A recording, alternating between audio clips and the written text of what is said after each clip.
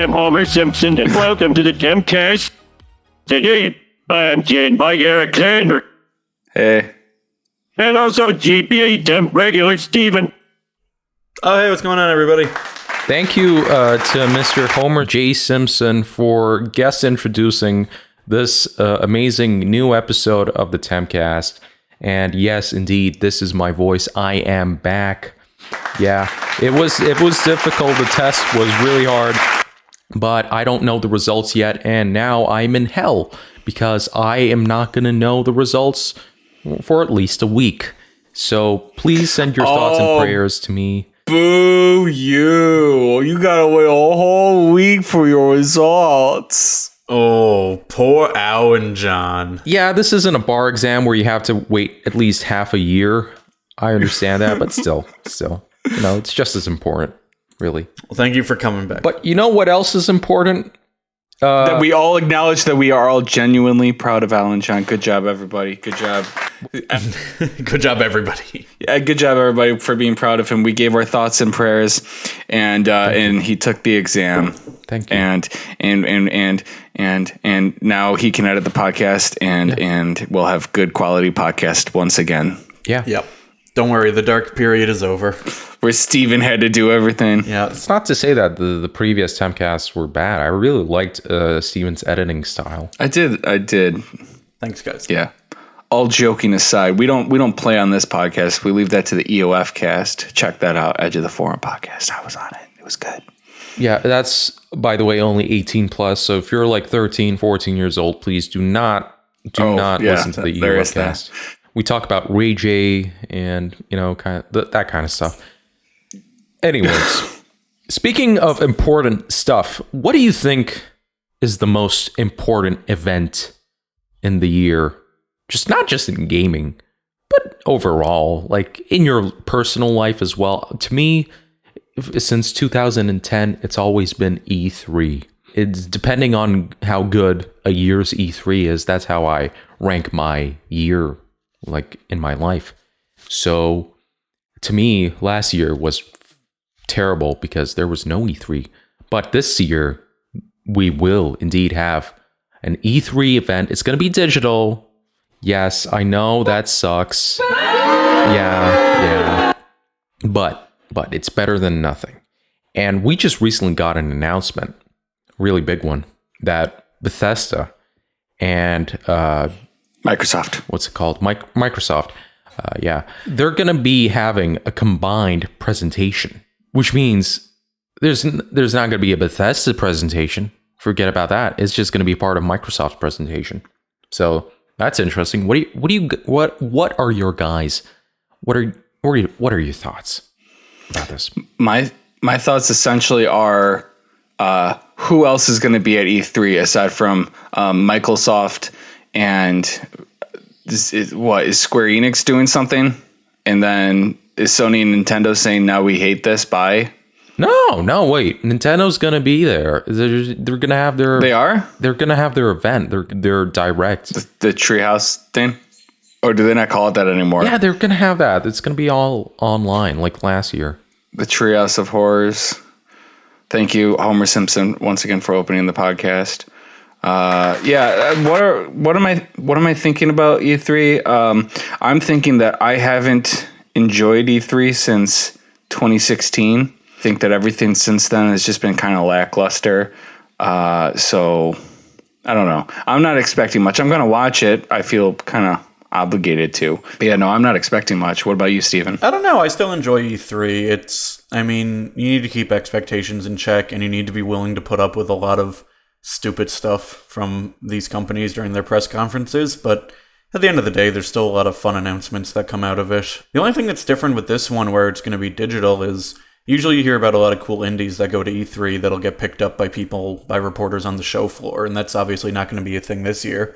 Yeah. Usually the big platform holders will do presentations that just focus on indies that they've got coming, but that's going to be pretty limited. So I'm a little disappointed by that. I don't know, but there'll be one or two big announcements that come out of it, and that's really all you need, right? Yeah, well, Speaking about Bethesda and Microsoft, now that Microsoft might actually have exclusives, this is going to be very interesting to watch, because most of the time, like, Microsoft presentations were pretty lackluster. It's mostly just multi-plat stuff. Rarely do we see like good exclusives. Like PlayStation has a lot of good exclusives. They have knack. What's Xbox's response to knack? Nothing. Exactly. Nothing. Another delay for Halo Infinite. Yeah, precisely. So this is going to be interesting now that Bethesda, because we know Bethesda is working at least on 2 big games. That's Starfield and Elder Scrolls 6. Yeah. I have a feeling that we're going to see one of them this year, because the previous 2 years we heard nothing about it. So they might show us something. I bet a teaser or something, because usually Bethesda releases trailers for games that are like a couple of months away. What they did with Starfield and Elder Scrolls 6 wasn't characteristic of them at all. They did that just to hype things up after some controversies. I don't remember which exactly. It might have been Fallout 76. They might have tried to damp that controversy with those 2 teasers. However, I think we might see a Starfield one, because that game's been leaking recently. I've been seeing some leaks on the message boards and the image boards. Ooh. And it seems that game is in active development right now. So we might see that. But also, we can't forget that Bethesda isn't just one company. They also publish a lot of games. They also got machine games under them. They also got ID Tech under them. So we might see another Doom expansion, DLC, possibly a new Castlevania. Not Castlevania. I wish a Castlevania by Machine Games, but no, Wolfenstein. Yeah.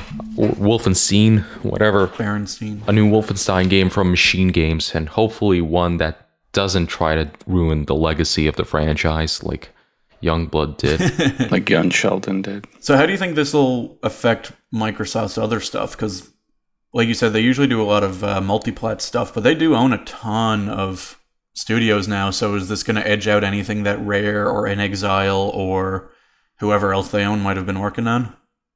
Listen, this is Microsoft's chance to show actual games, other than showing a trailer for Madden or whatever they did the previous 2 years. Oh, look, the new Call of Duty works best on Xbox. Who cares?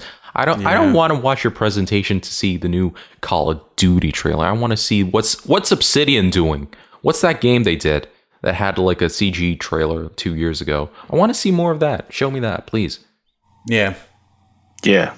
Yeah. It is disappointing because Bethesda was one of the publishers or developers or whatever, one of the people that aren't platform holders that it kind of made sense to have their own presentation because, like you said, they have so many other studios working under them and they own so many big IP. Whereas, we would usually get presentations from like Square Enix and Ubisoft, these companies that really kind of had to I guess they wanted the attention of having their own press conference, but it's kind of a stretch for them to, get enough out there. So I don't know. Bethesda was one of the ones that kind of made more sense to me. I'm a little disappointed that they're being consolidated under Microsoft now. What do you think? Maybe they'll use this chance to show off, maybe from a franchise that's been forgotten in time, split, like their development team has been splitting, some to Crytek, some to wherever else, Cause, I beg you, don't Crytek. Nice ping pong reference. I just got it. But no, that was supposed to be a segue to Timesplitters, but I'm not Eric Xander, so I suck at that. So how in ping pong there's 2 different sides. There's a table that's split in half by that net thing in the middle, right? Yeah, okay. So you didn't think that far. Timesplitters. Woo! All right, good. That's the official logo. That's their motto. That's what they say. That's their Yugi motto. They say, the headline, it's Timesplitters. Woo! And the logo is just a ping pong table. Yeah, so Deep Silver, who own the IP to Timesplitters, let me open the article quickly so I know what I'm talking about. So they announced that they have plans for a new Timesplitters game. Let me tell you one thing. I've never played Timesplitters. I feel like I've heard about a new Timesplitters game in development longer than this game has existed. What do I mean by that? I don't really know. But what I'm trying to say is that this has been happening for so long. This is the new Duke Nukem, right? The new Duke Nukem Forever. Because previously then it was Half-Life, but now that's kind of, we got a new installment with Half-Life. We talked about Kingdom Hearts before that, because Kingdom Hearts 3 was a lot of people waited for that. That finally came out. So I think the last big franchise that needs a new game is Kingdom Hearts. No, we had enough of that. I liked the ending in 3. I think it closed up all the plot holes. No. 3 wasn't even the end. They've done Magic of Melody since. Melody of Memories. Sora and Roxas, they shook hands and they said, "We're done. Your heart is my kingdom," or whatever. I don't know. You have the key to my heart, and it'll grant you access to my secret kingdom. Yeah, that's precisely what he said in the end. And then Mickey Mouse and Goofy and Bugs Bunny, they all clapped. Bugs Bunny? Isn't that? And Michigan J. Frog finally did a successful performance. Yes. That's the ending. That's how it ended. And Seymour Butts from Futurama, he's like, "Hey, I'm here." That's a different franchise. What are you talking about? That's from Final Fantasy. Okay, so... Good point. There are no Final Fantasy characters in Kingdom Hearts 3. You're right. So this is what they posted on their Twitter. Free Radical Design, a new Deep Silver studio.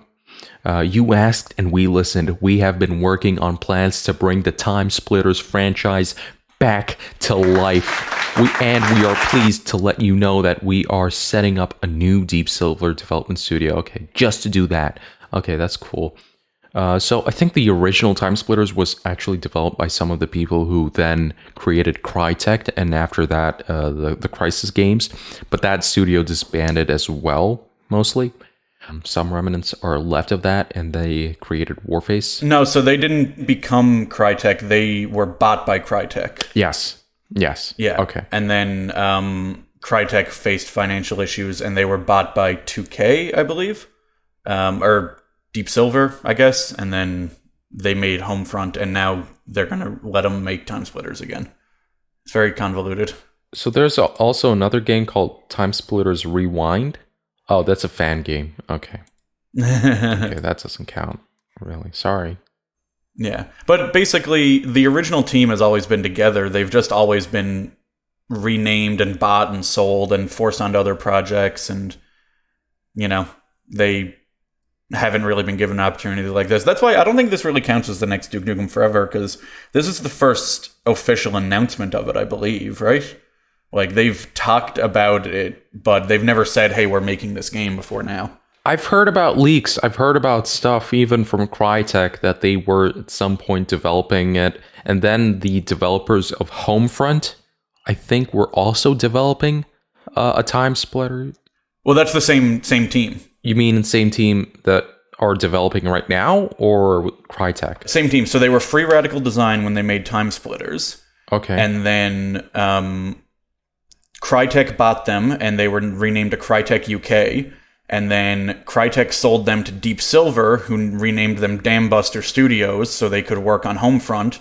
And now they're being renamed to Free Radical Design, which was their name before was their name when they made the original Timesplitters games. Oh, okay. So this has been the same team. I mean, I'm sure, people have come and gone. I'm not going to say it's 100% the same personnel, but it's been essentially the same team, just bought and sold and renamed over and over again. Because that's really cool. So in Homefront: The Revolution, there's a arcade machine you can find that has the first 2 levels of Timesplitters 2 in it. And actually, it came out only a few weeks ago, and this is like 5 or 6 years after Homefront: The Revolution came out, but it came out that there's actually a full port of Timesplitters 2 hidden in that game. You just need to kind of do something to unlock it. Yeah, I heard about that. That's actually pretty good. Why didn't you report on that on the Tempcast when I was gone? You were here at the time, and I reported on it on the site. I wrote a very long article about it, and that's why I know the whole history behind free radical design. Okay, I take my words back. I'm sorry, Steven, that I ever doubted you. Because it's actually kind of funny. The guy that was in charge of like hiding that little Easter egg had a code to unlock it, and he gave his friend a notebook. And he went into a Discord server about Homefront and leaked the code, and no one believed him, and he got banned. And then it just stayed hidden for like 5 years until in early April, there was a tweet going around or asking game developers what their favorite Easter eggs that they ever hid were. And this guy mentioned it, and that got people talking about it again. And then eventually this random friend with the code resurfaced and leaked it again, and people believed him this time. I kind of feel like that may have been what led to Deep Silver reforming free radical design, because that was kind of big news and people spoke about it a lot, and people were asking him if he'd ever make another one. He was like, well, we have the rights, we'd like to, it's just not in the cards right now. So maybe, Deep Silver saw how much hubbub was made over that. Do you guys have any thoughts about Deep Silver as a publisher? They've always seemed a little shady to me. I've never liked them. Like, they've just done a couple things that seem skeezy. They came up on my radar when they bought the Saints Row Studios. Oh, right. I think they bought off Saints Row from THQ because THQ was disbanding. Right. They bought like a bunch of franchises from them and studios. So, I don't know. Deep Silver isn't like a AAA publisher. No. At least in my eyes. I don't remember them releasing anything like a Skyrim or something. Yeah, I'm trying to think about what games by them I actually played aside from I don't know, I guess the Metro series. Yeah, I know they're kind of mid-tier publishers. I know they caught flack when they got involved with Mighty Number 9 and they did that whole... Oh, I played Mighty Number 9 too. Okay, yes. Yeah, and so they got flack for that because that was raised by Kickstarter, and I think they were involved in the trailers that, talked about the anime fans on prom night. But they're not really to blame for that. You have to blame whoever created it. Yeah, Inafune. Right? Is that him? Yeah. Oh, wait a second. They published Catherine? Did they? Oh. They couldn't. Isn't that Atlas? I take my words back. Those guys are based. No, I just went to deepsilver.com to see what their games are. And Catherine, as well as Valkyria Revolution, which was the really, really shitty one that I reviewed, even though I have... okay, we don't have to talk about it. And then Persona 5. So they did some Atlas games in the UK, but Atlas handles them in Japan and the US. The US, okay. I shouldn't say UK, in Europe. They did it, yeah. So what you're trying to tell me is that the next Time Splitter games, it's going to have dialogue options to get a girlfriend, right? And if you choose the right ones, you can split some time, if you know what I mean. Hey, the next Time Splitter game is going to star a spineless little weak man that doesn't ever do anything. Here's the ridiculous part about the Catherine full body is that there's only one logical choice to go with, and it's Rin. 100%. 100%, yeah. 100% Rin. I just looked at the cutscenes. I don't really play those kind of games. They're puzzle games. I really like the Time Splitters games. Thank you, Homer. Can you please leave the studio? I was going to say, Deep Silver always seemed shady to me when they were in charge of Dead Island and they released that special edition that had a zombie bust. Ooh, yeah. Was that them? That was them, yeah. Ooh. And it was, their zombie bust was decapitated and had no arms and was basically, it was of a female zombie. So it was basically just a statue they released of a giant set of tits with no head. That wasn't a great look for them.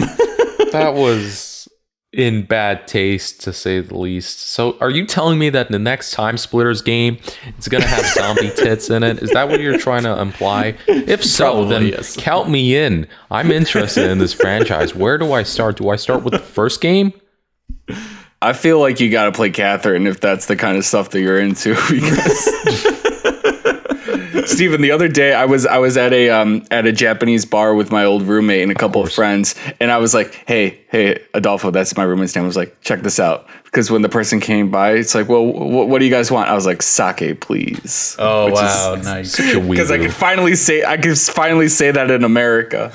Wow, so you're such a weeb that you got sake and you're like, this is from the game Catherine, and not from it being a well-known drink for hundreds of years. I was like, this is the one where the man fights the lady with the boobs. Yeah, and the thing is, I didn't even have to explain. I was like, sake, please. And he got it immediately. He's like, me too, sake, please. Were you at the place with conveyor belt sushi in America? No, we haven't gone there yet. Okay. I don't think that exists in America. No, I don't think so. Oh, man. That's a fun game. Anyway, yeah, you know how Alan John, you were talking earlier about how finally Microsoft might have some exclusives because we couldn't really think of any that compared to like knack, you know? Yeah. So I thought of one. Gears of War, isn't that Microsoft exclusive series? Well, not anymore, because finally the time has come. Right now, if you have a hacked PS3 or a development unit of a PS3, you can play one of the best Xbox 360 exclusives out there, Gears of War 3. That's right. So a prototype of this game was recently leaked by now this is the man's Twitter username. I don't know if this is his real name. Pixelbutts. At Pixelbutts released this data that you can use and compile to basically play Gears of War 3, which was I suppose used as a test for the Unreal Engine, because it runs on the Unreal Engine for the PS3. And so Epic actually developed this for the PS3 as a test. But of course, obviously never released to the public because this was supposed to be an Xbox exclusive game. But now, 10 years have passed, and I guess you can do that. Of course, only do this if you own a legal copy of Gears of War 3 on the PS3. Otherwise, you'd be stealing money from Microsoft. You need more than that. You need like a dev kit PS3. You can't just have a regular hacked PSP or PS3 Slim. Oh, I suppose you're right. Yeah, and it doesn't work on an emulator either. What I'm trying to say is you can only play this game if you own a copy of Gears of War 3. So please buy a copy of Gears of War 3, not used officially, because Microsoft really needs your money right now. Bill Gates is going through a very tough divorce, and Melinda might be asking for half. And come on, how is that fair? How can a man survive with what? If he's got 100 billion, he's gonna get what, 50? How is he supposed to live? Can you imagine that? That's nothing. Yeah, it's terrible. That's so weird. Wait, I just got a notification on my phone saying Microsoft CEO responds to news of Bill Gates' affair. I literally got that notification as you started talking about Bill Gates.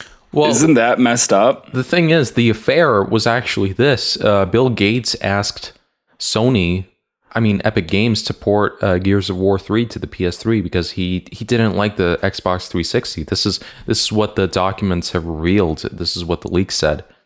And he was like, oh, this controller, this is bad. I like DualShock more. And, this is why Melinda left him. Why are you laughing? Because he's a Sony shill. He is. He's a traitor. But I think I like him now. He still needs the money, so please buy Microsoft stuff. And also check out, I think Modern Vintage Gamer made a cool video about this, discussing it. So check that out if you want to find out more. I'm sorry we can't talk about more of this because we're not really hackers. We're just idiots with microphones, really.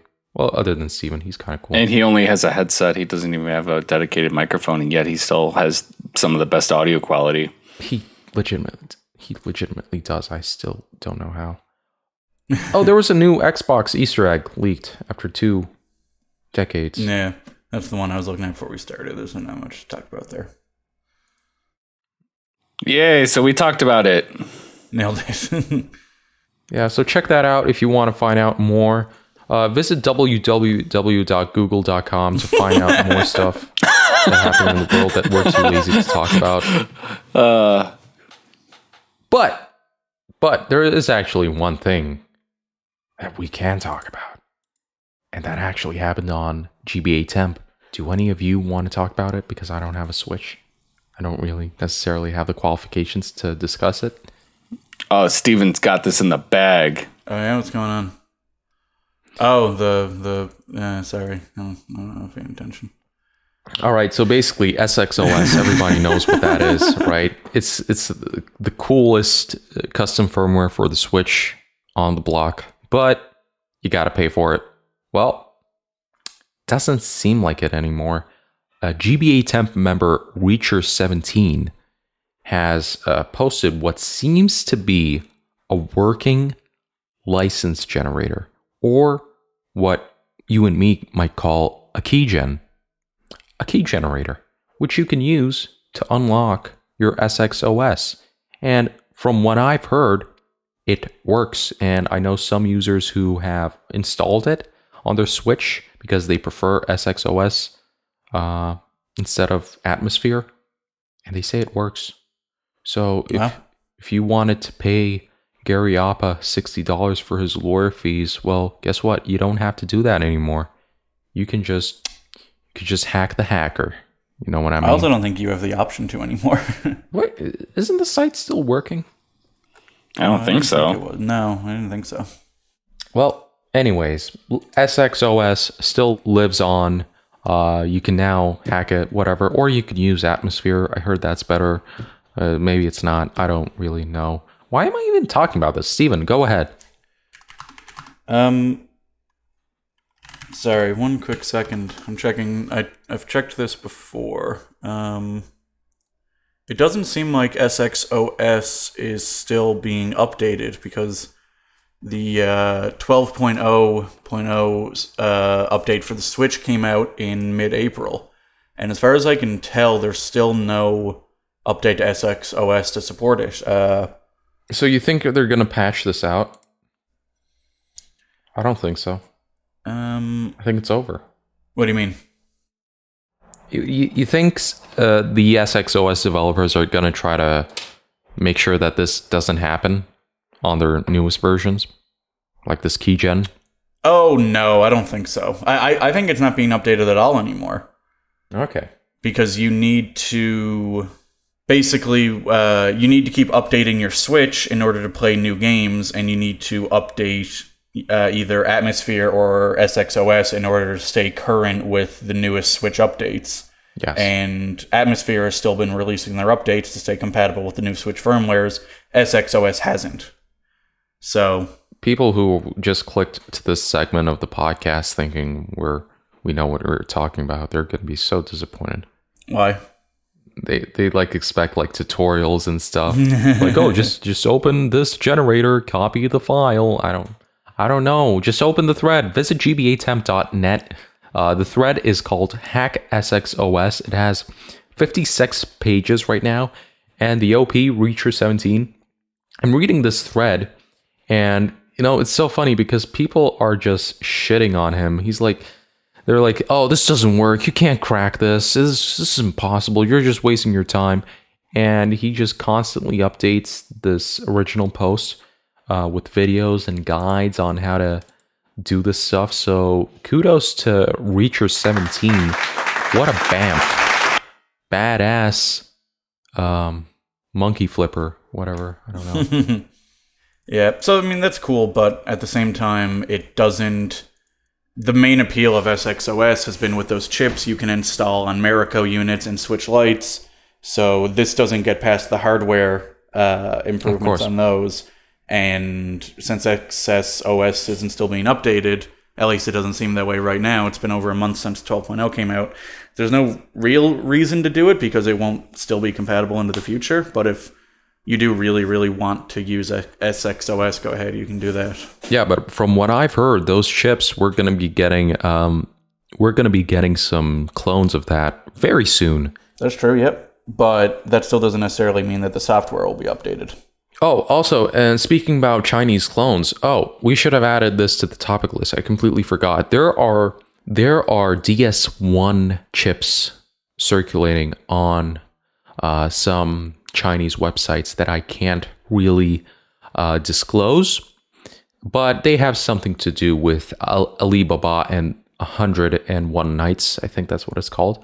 No, 1001 Nights. So if you get the hint, you can find them, and you can find like 1-to-1 DS1 clones. If you don't remember, DS1 was, I think, the first DS, Nintendo DS flash card with real-time saving, because it had its own chip.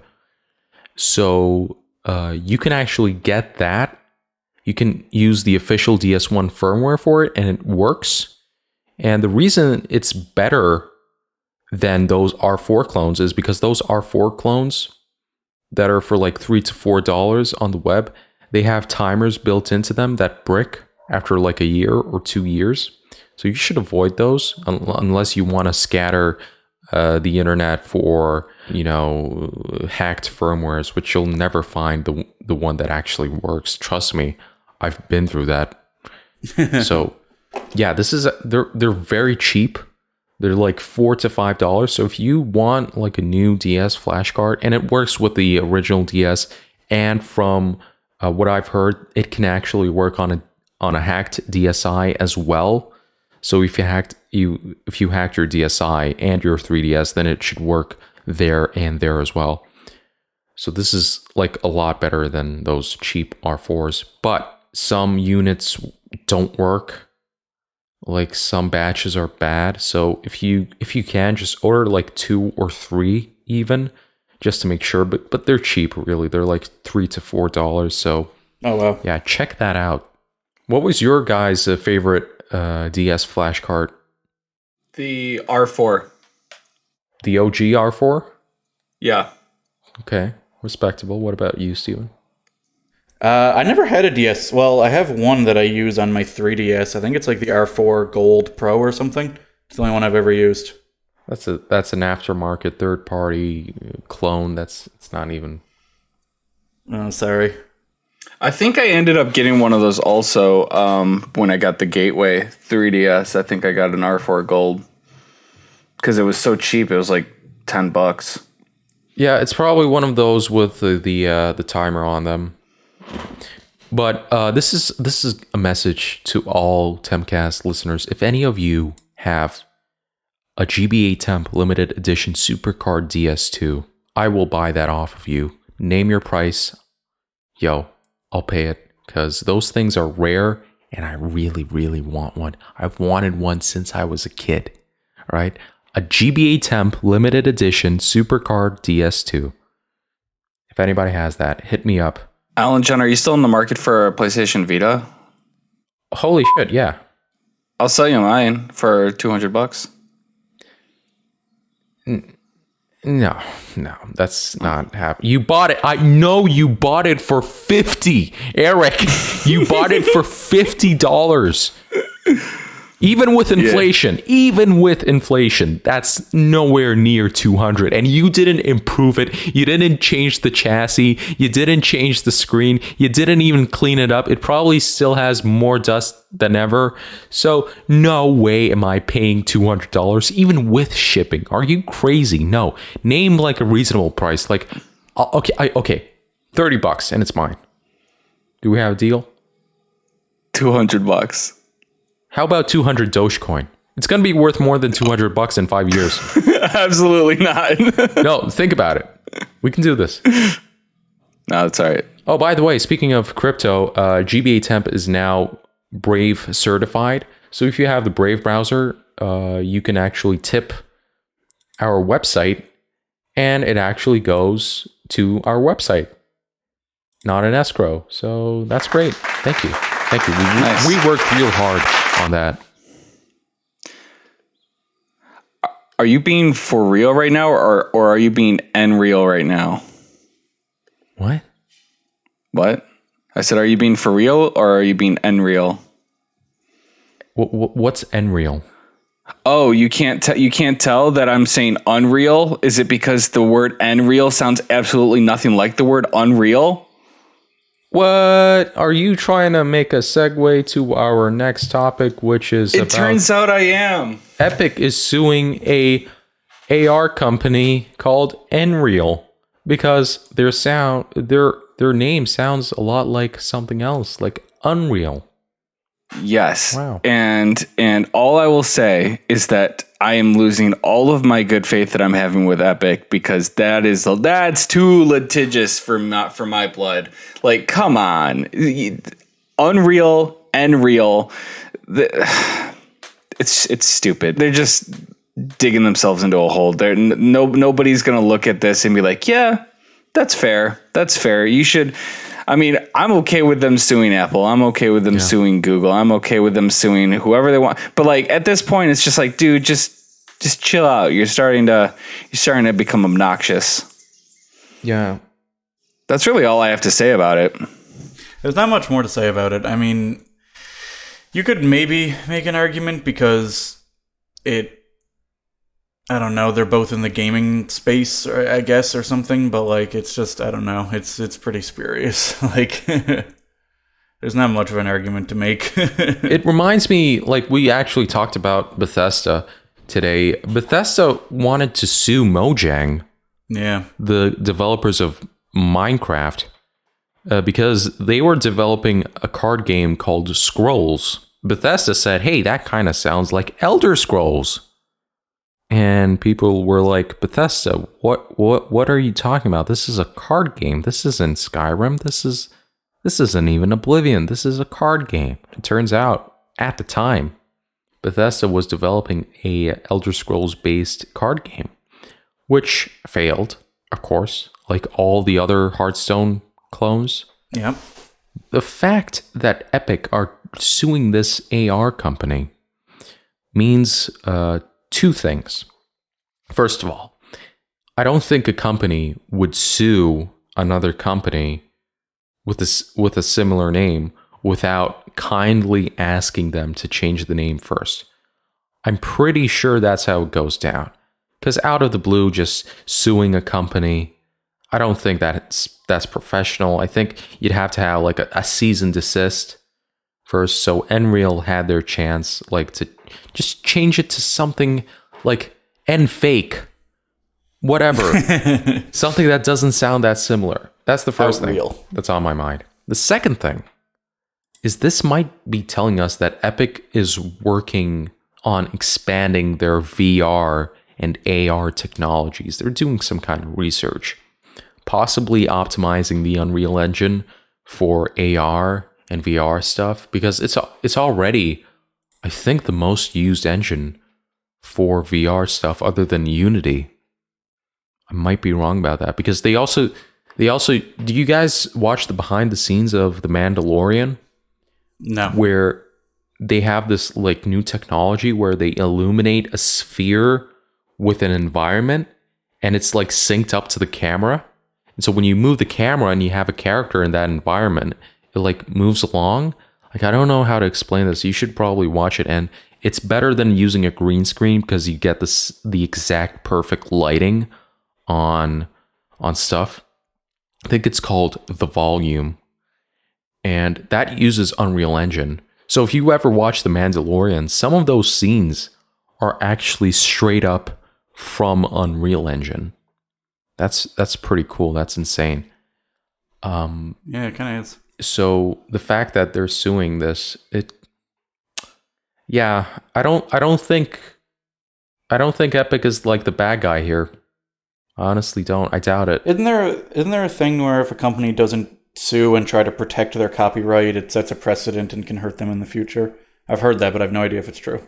Yeah, but that would be that's different. That's if this other company was, say, marketing its products using Fortnite characters. Yeah, right. It's like Disney feels like they have to sue people who are using Mickey Mouse for their own financial gain. Yeah. But that's different than this situation. It reminds me of a situation that happened.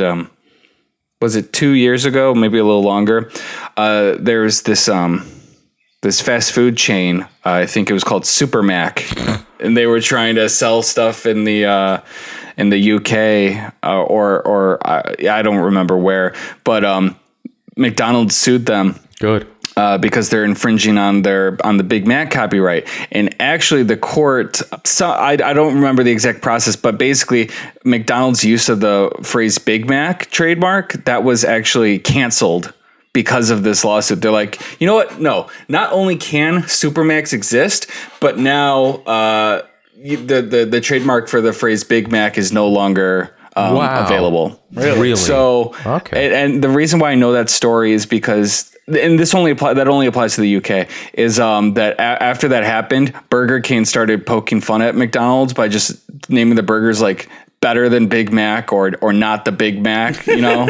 Wait, is this one of those things where if you use a trademark word like a lot of times, then it loses its copyright?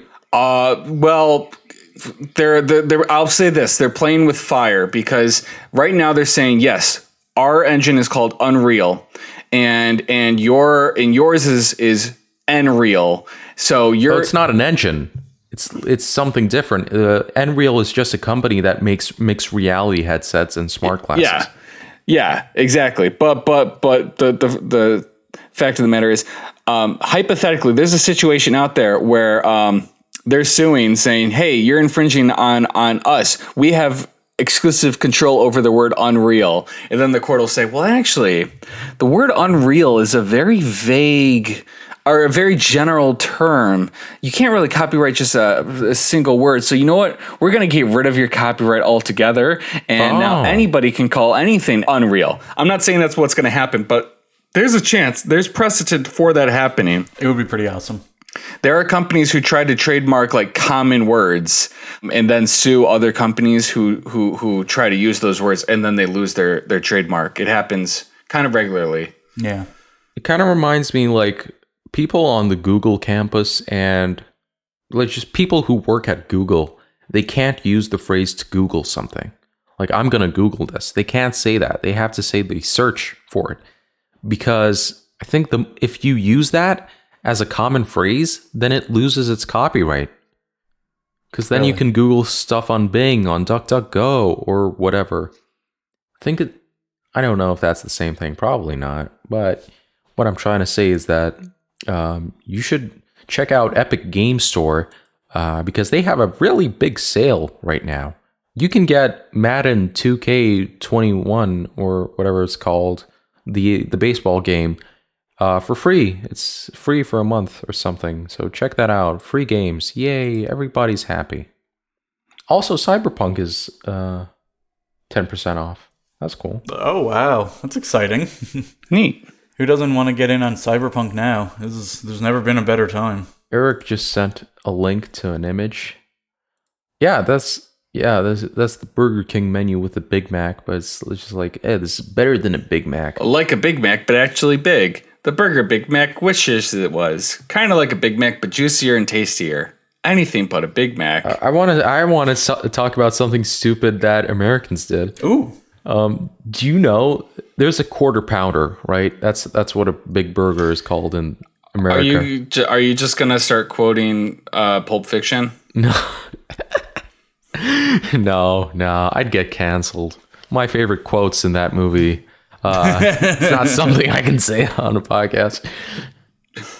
What I'm saying is that, why would that be your favorite quote? I know what you're thinking. Is there a sign on my garage that says "Dead Big Mac Store"? Steven, no, Steven, no, don't. Oh my God. What I'm saying is that I'm sweating. Oh.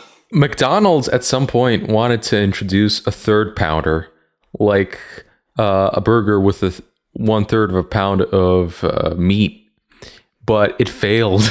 It failed because people thought it was a ripoff. Because it sounds like it's less. Yeah. Like they thought, why are you trying to rip us off? You want us to pay more for a burger that has less meat than a quarter pounder. This one has only 1/3. I'm not joking. That's literally what happened. I thought it was 1/3 of a quarter pounder.